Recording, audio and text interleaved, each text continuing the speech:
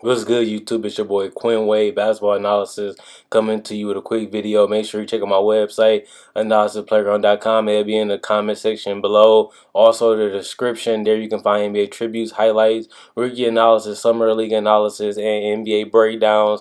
Also, hot topics and everything basketball. What is good, YouTube? It's your boy Quinn Wade, basketball Anisto, basketball analysis, coming to y'all with a quick video. Today we're gonna talk about the Oklahoma City Thunder. I know I get crucified for talking about the Thunder. People call me haters. People call me a person that don't appreciate Russell Westbrook, even though I give you fair, balanced analysis. As always, on every player, I look at the good, the bad, and the ugly of a player, and then I give you the right proper analysis to go along to back up my points. So this day we talked about the Miami Heat. I've been on a little break, like I had to go to summer league. I had to catch up with stuff, but I'm back. The season about to start in October, so I gotta give you all the teams what to expect. Remember, like you seen in the intro, analysisplayground.com is majority of the time I'm going to be on there. But my YouTube check got increased, so I will be more on YouTube again. But remember, the best content will be on analysisplayground.com because I work hard, I deserve to get paid for it. Now we're going to get into the video. Russell Westbrook and the Oklahoma City Thunder.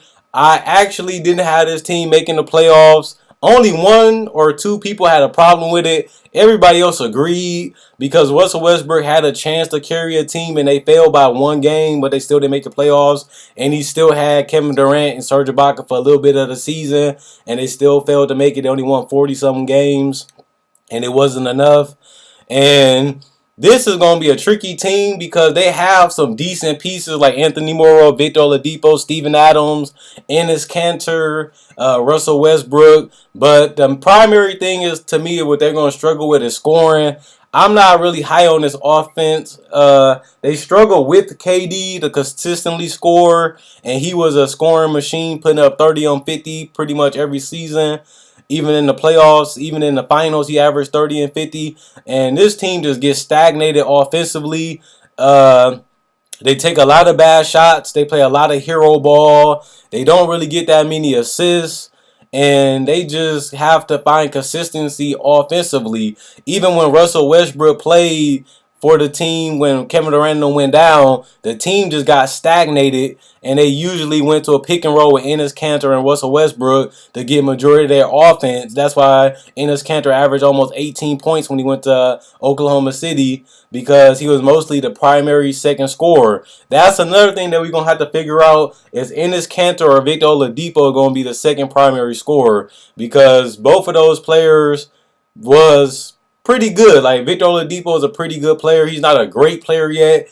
I think the highest he averaged was like 18 or close to 18 points a game, which isn't really superstar numbers, but it's not really bad numbers either. His weaknesses is consistently scoring. Some games he goes off, but majority of the games he plays decent. But they gonna need him to step up to be more than just a decent player. If this team wants to make the playoffs, he's gonna have to be more than just decent. He's gonna have to play at an all-star caliber level, which means he's gonna have to score over 20 points a game, kind of like what CJ McCollum did. He kept getting injured, and he came out as a starter and put up over 20 points a game and became the most improved player. That's the type of performance they're gonna need from Victor Oladipo. With the absence of Kevin Durant, they're going to need that secondary scorer. Russell Westbrook is the best player on the team. He struggles to score consistently, as you can see by his field goal percentage. In the playoffs this year, he averaged 39% from the field in the last two series, which is terrible. That's another reason why I think the Oklahoma City Thunder are going to struggle, because Russell Westbrook not really known as a person that can carry the load consistently, because he's inconsistent with his passing, he's inconsistent with his decision making, and he's inconsistent with his scoring, because he missed a lot of layups, a lot of jump shots, and his three-point shot is terrible. His field goal percentage actually hurts the team more than it helps the team, and that includes his turnovers. Can you really rely on Russell Westbrook being a franchise player? This is going to be a huge learning curve for Russell Westbrook, just because they're going to have to rely on him more than ever to deliver them to the playoffs. And now we're going to really see if Russell Westbrook is really a superstar, like everybody been saying. Some people been saying he's a top 5 player. Some people saying that he's a bust. some people saying that he's not as good as people think, and I'm one of the people that says that too, because he pretty much proves it every game that he's really overrated. And even if you watch the playoff series, he shot 39% in the last 2 series. So he really wasn't as good as people say, and that's carrying the load. If you're going to carry the load, you have to be efficient because you got to put your team in the best position to win, and that's what Russell Westbrook fails to do. Another thing, Enes Kanter, can he step up like he used to when Russell Westbrook was the primary ball handler? Because he is a great pick and pop guy. He can shoot free throws. He can post up from either hand. He can post fade away. He can get to the free throw line. He pretty much got the complete package offensively, and he's an efficient player when it comes to scoring. He's not a high volume power forward or center. He actually scores consistently, and he can actually be a dominant force. I actually like him better than Victor because the guy, as a young player, his defense is lacking, but he actually dominates offensively. Like, the guy is a dominant offensive player, and with the shooters, like, they can put in Kyle Singler and Anthony Morrow with Russell Westbrook and him and Kanter, that can spread out the floor for him to get more paint touches and more open jump shots because Russell Westbrook can get to the basket, pull up for the jumper, or kick out to a shooter, which means that Enes Kanter can either get an offensive rebound, a layup, a dunk, or even a mid-range jump shot because they're going to have to give him some space through the pick and roll, and he can always dive to the rim for a layup or a dunk. So with that being said, Enes Kanter might actually be the second best player on this team and not even Victor Oladipo. But if they want to make the playoffs, they're going to need all three of these players to really step up. Like I said, we never seen Enes Kanter step up as big as he's going to have to this year. And we're going to have to see Victor Oladipo take his game to a whole nother level. Offensively, he's a solid defender, but he's going to have to be a regular 20-point scorer, not just a 15-12 guy every game. He's going to have to be scoring 20 to 25 points a game if this team want to compete. The East has gotten better. The East actually finished with a better record because last year the Houston Rockets was 41-41. The Detroit Pistons had a better record than the last team in the West. Usually the West has the better teams, but last year, the East actually finished with better records. So, with that being said, the East is not a teams that you can just pick on and say, okay, we can win these games against these bad teams, because the NBA is getting so much better and getting a lot more talent in because all these one and done and these international players coming over and they're NBA ready. And now a lot of players is turning over to be great players and all-stars very quickly, or in all NBA players quick. So, with that being said, is the NBA is not getting easier. It's actually getting tougher. So with that being said, we're going to have to really see if the Oklahoma City Thunder can actually win games with this team, because Russell Westbrook is the only all-star player on this team. Other than that, the other players are just good players with great potential. Like, they can be better than what we're seeing, and they're going to have to live up to their potential if this team want to compete in the West for the years to come. And that's what we're really going to have to see. Russell Westbrook going to have to get more mature and get more efficient for this team to take the next step. Victor going to have to step up his offensive game and consistency. Enes Kanter going to have to continue to dominate the ball as a secondary option because he's an offense. He just threat offensively in general.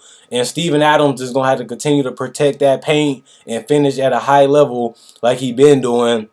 Steven Adams is going to have to continually to anchor that defense, because remember, Enes Kanter really not known for his defense. So Steven Adams and Victor and Russell going to have to pick up his defensive intensity too for this team to really go out there and compete and actually try to win a game. So with that being said, I'm not high on the Thunder, but this team does have a lot of potential to do some damage in the future. I got to give them credit because a lot of their players are 25 and below, and a lot of their role players really get the job done, like Nick Collison, Anthony Morrow, Kyle Singler, and them really can do their job. Andre Robertson is another player I got to talk about because the guy can't shoot the shot consistent enough.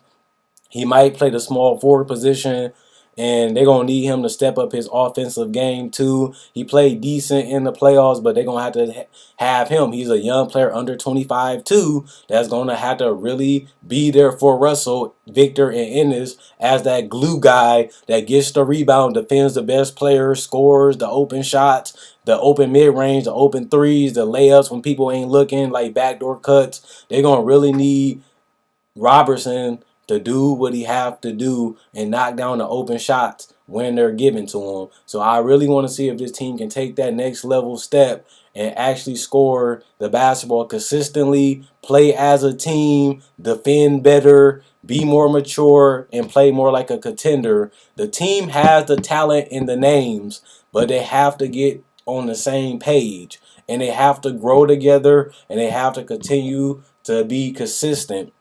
A lot of these players on this team is very streaky. They have to be consistent to win games consistently.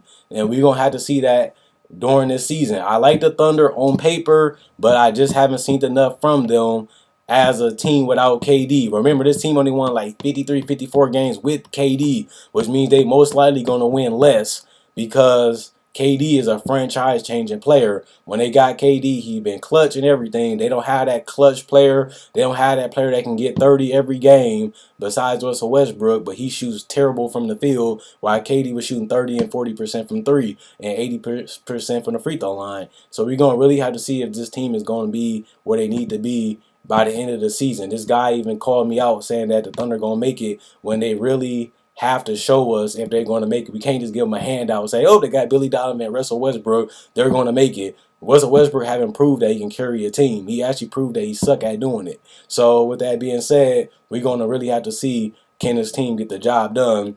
I'm going to do a what to expect once a day. Please let me know what videos y'all want to see. Check out analysisplayground.com. And I'm doing every team. The team that gets the most comments is a team I'm going to do next. I already did the Miami Heat. Here's the Thunder. Let me know the team y'all want to see tomorrow, and I'll get it done. I'm going to give y'all unbiased, clean-cut, honest analysis. You can like, you can dislike, whatever. But I'm going to keep it 100 with my fans, and that's all I can do. Comment, like, subscribe, and share. And it's your boy Anisto for the Cove. Let's go. Signing out.